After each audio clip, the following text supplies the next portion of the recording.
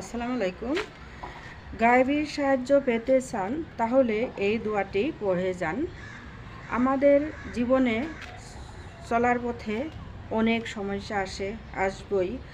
আর ওই সমস্যার সময় যেটা আমরা অন্যদের সাহায্য পাই, মানে উপকার করে, সেটা কি এক ধরনের গায়েবী সাহায্য বলে। কারণ সমস্ত সমস্যার সমাধানকারী হলো আমাদের সৃষ্টিকর্তা মহান আল্লাহ রাব্বুল আলামিন। কিন্তু উনি ডাইরেক্টলি এসে আমাদেরকে হাতে হাত ধরে মানে বুকে কাছে টেনে নিয়ে সাহায্য করে না। ওনাকে আমরা দেখতে কখনো পাই না। তো কারোর না কারোর সাহায্যই আমাদেরকে সমস্যা সমাধান করিয়ে দেয়। তাকেই গায়েবী সাহায্য বলে, যেটা নাকি সাডেনলি আমরা কখনো ভাবতেও পারি নাই, ভাবিও নাই যে আমরা এই সমস্যায় পড়ব বা অমুকে এই সমস্যার সময় আমাদেরকে সহায় করব। ঠিক আছে, তো আমার জীবনে বহুত সমস্যা আমি পড়েছিলাম আর অনেক গায়েবী সাহায্যও পেয়েছি, শুকরিয়া আলহামদুলিল্লাহ। তো আপনাদের সাথে আমি একটা সমস্যার কিভাবে সমাধান হলো, আল্লাহ কিভাবে আমারে সহায় করলো, আমি আপনাদের সাথে শেয়ার করব। আপনারা শুনুন। একদিন আমি হোস্টেলে গিয়েছিলাম মেয়ে দেখতে। মেয়ে হোস্টেলে ছিল, ছেলে আমার সাথে ছিল। তো আমি টোটো দিয়ে গিয়ে বাসে উঠতে লাগে। টোটো ভাড়া কত ছিল? 200 টাকা ছিল।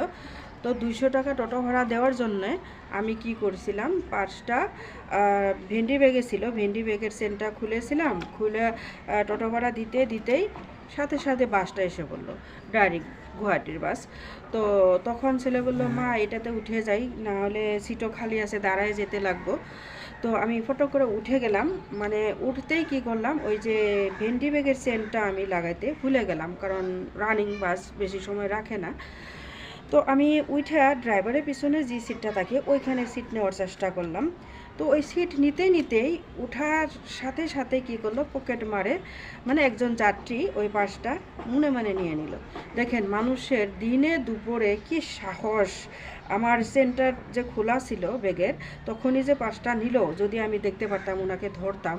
যারা বেঈমান বদমাশ চোর, তাদের কোনো ভয় থাকে না, নাহলে ওরা কিভাবে দিনে দুপুরে এইভাবে মানে মানুষের পার্স টাকা পয়সা চুরি করে।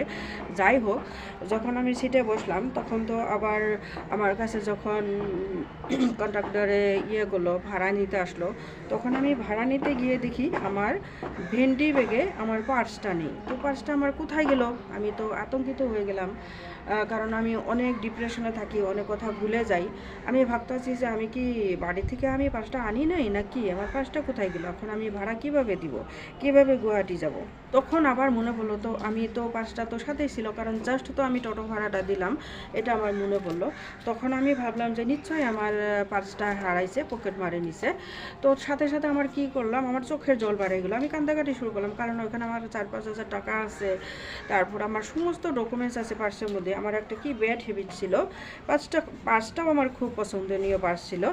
সব ডকুমেন্টস আমি ওইখানে রাখতাম, কোথাও গেলে টাকা পয়সা যা লাগে আর পার্স নিয়ে ঘুরতাম আমি। সেদিন আমি একটা বড় শিক্ষা পেয়েছি। আপনারাও শিক্ষা মানে আমার থেকে অভিজ্ঞতাটা নিয়ে নেন। আপনার যেটা মেন ডকুমেন্টস ওটা কোথাও নিয়ে ঘুরবেন না, কারণ যদি আজকাল তো মোবাইলে ফটো থাকেই, কোথাও যদি ডকুমেন্টসের দরকার পড়ে, মেন ডকুমেন্টস নিয়ে কোথাও ঘুরবেন না, নাহলে আমার মতন সিচুয়েশন পড়ে যাবে না। আমি অনেক কান্দাকাটি করেছিলাম, কারণ সমস্ত ডকুমেন্টস আবার নতুন বানাইতে গেলে কোথাও যাইতে লাগবে, কত টাকা পয়সা খরচ হবে, সাথে সাথে সময়ও দিতে লাগবে আমার। আর এতগুলো ডকুমেন্টস আমি নতুন করে বানাবো, আমি আবার নতুন করে টাকা পয়সা কোথায় পাবো, কারণ আমার খুব কষ্টের জীবন। তো আমি এইগুলো চিন্তা করে আমি মানে, আর আমার অন্তরটা খুবই কোমল, আমি বাসের মধ্যে কান্দাকাটি শুরু করলাম যে হোয়াট হ্যাপেন্ড। আর মনে মনে লা হাওলা ওয়ালা কুওয়াতা ইল্লা বিল্লাহিল আলিয়্যিল আযীম পড়া শুরু করলাম। আমার কান্দাকাটা দেখে, আমার অবস্থা দেখে ওই বাসের মধ্যেই একজন লেডিস একজন জেন্টস আমারে বলল, ম্যাডাম আপনি চিন্তা করবেন না, যদি পার্স আপনি না পান তাহলে গুয়াহাটি অবধি যত ভাড়া লাগে আপনার দিয়ে আমরা নিয়ে যাব, আপনার লক্ষ্যস্থান পৌঁছিয়ে দেবো, আপনি চিন্তা করবেন না। আর চেষ্টা করি দেখি বাসের মধ্যে আপনার পার্সটা পাই নাকি। আর ওইখানে মানে আমি ওঠার পরে বাস কোথাও মানে দাঁড়ায় নাই, স্টপ করে নাই, যা যাত্রী উঠছে সব বাসের মধ্যে যার জায়গা ঠিকঠাক মতোই আছে। তো উনি এই জেন্টস মানুষটা উনি বললেন যে ড্রাইভার তুমি এক কাজ করো, বাসটা ধুলা থানাত নিয়ে দাঁড়াও, কারণ এই এখনও কোনো যাত্রী নামে নাই, নিশ্চয় পার্সটা এই বাসের মধ্যেই আছে, অল্প স্ট্রংলি বলল। তো আর আমাকে বললো আপনি তো লেডিস, আমরা তো লেডিসের গায়ে হাত দিতে পারি না, আপনি সিটে সিটে গিয়ে আপনি তালাশি চালান। তো ঠিক তেমনি আমিও ভাবলাম আমার একজন লেডিসের উপরে ডাউট ছিল, কারণ আমার ডাউট যেটা ছিল সেই নিয়েছিল, কারণ আমি ডাইরেক্টলি গিয়ে ওইখানে আমি ওই লেডিসটার সিটে গেলাম যে তোমার এখানে পার্স আছে নাকি। তখন তো উনিও বিপদে পড়ে গেলেন যে না এখন তো আমার দিতেই লাগবে পার্সটা। তো উনি কি করছে, সিটের নিচ দিয়ে আগের দিকে চেঙ্গা দিয়েছে মানে পার্সটা। তখন অন্য একজন বয়স্ক মহিলার পাতে লেগে পার্সটা আমাকে উঠায় দিল যে দেখেন যে ম্যাডাম এটাই নাকি আপনার পার্স। তখন পায়ে আমি মানে পার্সটা একদম লুটুর পুটুর হয়ে গেছে, মানে নোংরা হয়ে গেছে, পা দিয়ে তো ঘষে ঘষে আগের দিকে মানে ইয়ে করে দিছে আমার পার্সটা। তখন আমি পার্সটা নিয়ে বুকের মধ্যে ঝরে আমার এরকম শান্তি, একটা প্রশান্তি লাগলো, এরকম লাগলো যে আমার বুকের সন্তান আমি হারিয়েছিলাম আবার আমি ফিরে পেয়েছি। এত মানে টেনশনের সাথে সাথে যেটা আমি আনন্দ পেয়েছি, সেটা আমার একটা জীবনের খুবই একটা অভিজ্ঞতা হয়েছে।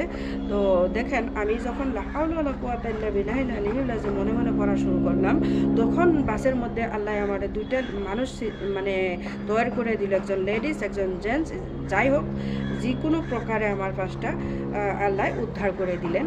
তো এই লা হাওলা ওয়ালা কুওয়াতা ইল্লা বিল্লাহিল আলিয়্যিল আযীম এই দোয়াটা ছোটো হতে পারে, এই দোয়াটার অনেক অনেক কর্তব্য আছে, মহত্ব আছে, মানে রেজাল্ট আছে। আপনারা বিশ্বাস রাখতে লাগবো আর আল্লাহকে স্মরণ করে বলতে লাগবো, ইনশাআল্লাহ যত বড়ই সমস্যা হোক না কেন আল্লাহ আপনাকে যে কোনো উপায়ে আপনার উদ্ধার করে দেবো। এরকম উদাহরণ আমার লাইফে অনেক অনেক আছে, সব উদাহরণ বললে আমার মানে সারাটা দিন লেগে যাব। তো আমি আল্লাহকে অনেক বিশ্বাস করি আর দোয়া দৌড়ও দেখলেও অনেক বিশ্বাস করি, ইনশাআল্লাহ আমলও করি। আপনারাও চেষ্টা করবেন আমল এগুলা ছোটোখাটো আমল করতে চেষ্টা করতে, ইনশাআল্লাহ যতই সমস্যা আসুক না কেন এই লা হাওলা ওয়ালা কুওয়াতা ইল্লা বিল্লাহিল আলিয়্যিল আযীম দোয়াটা শুধু করি, সাথে সাথে যে কোনো প্রকারেই হোক আমাদেরকে আল্লাহ গায়েবী সাহায্যের দ্বারাই উদ্ধার করে দেবেন ইনশাআল্লাহ। সবাইকে করার তৌফিক দেখ আল্লাহ, বোঝার তৌফিক দেখ, আমিন। ভালো থাকবেন, সুস্থ থাকবেন সবাই, আল্লাহ হাফিজ।